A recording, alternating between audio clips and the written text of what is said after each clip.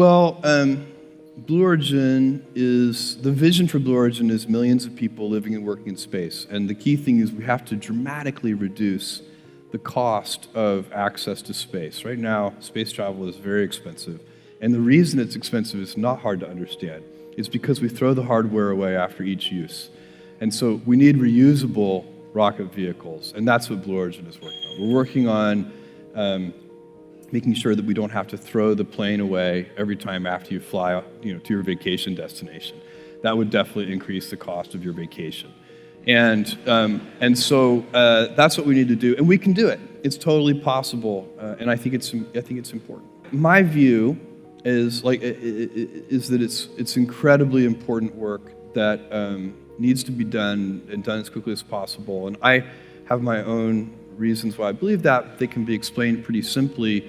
And it's not, for me, it's not there's a very kind of common argument that's been around for a long time, actually kind of first popularized by Arthur C. Clarke, who said all civilizations become spacefaring or extinct. And this is the kind of Plan B argument that, when Earth is destroyed somehow, we better make sure that we don't have all of our eggs in one basket. And I hate the Plan B argument. I think, Plan B with respect to Earth being destroyed is make sure Plan A works. So we have sent robotic probes to every planet in this solar system. Believe me, this is the best one. We know that.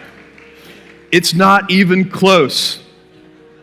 My friends who say they want to move to Mars or something, I say, why don't you go live in Antarctica for a year first? Because it's a garden paradise compared to Mars. And so this planet is so amazing. It's a jewel in our solar system.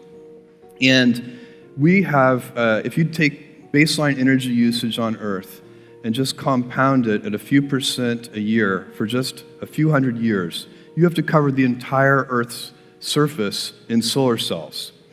So that's not going to happen. So we have two choices. We either go out into space or we switch over to a civilization of stasis. And personally, I do not like the idea of stasis. We have, our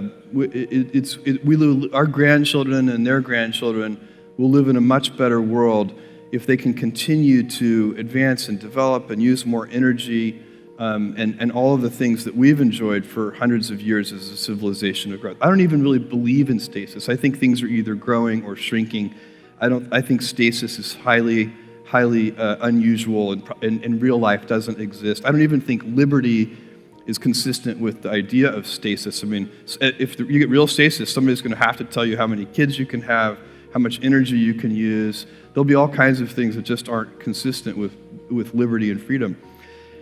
But in space, we have, for all practical purposes, unlimited resources. We could have 1 trillion humans in the solar system and still wouldn't be crowded. And so then if you had 1 trillion humans, you'd have 1,000 Einsteins and 1,000 Mozarts and 1,000 Da Vincis. And how cool would that be?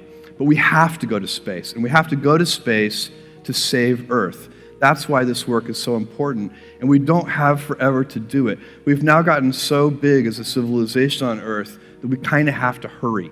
And so I believe that really in a kind of a long time frame, the most important work I'm doing is Blue Origin and pushing forward to get humanity established in the solar system.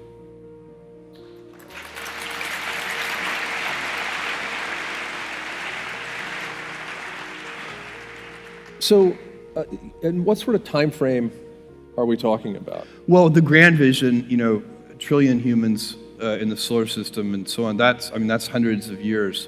But we can have in just a couple of decades. I think we can have much lower cost space travel, and then we can start to, have really a dynamic entrepreneurial explosion in space. You can't really have much entrepreneurial activity in space today because just the basic price of admission is too expensive. I mean, just to do anything, even something relatively small in space, is still very, very expensive. We need to lower the cost of admission so that thousands of entrepreneurs can companies in space, kind of like what we've seen on the internet. Right now, you can't be two kids in a dorm room can make Facebook, but they can't make a space company. It's not practical. I want to make that practical.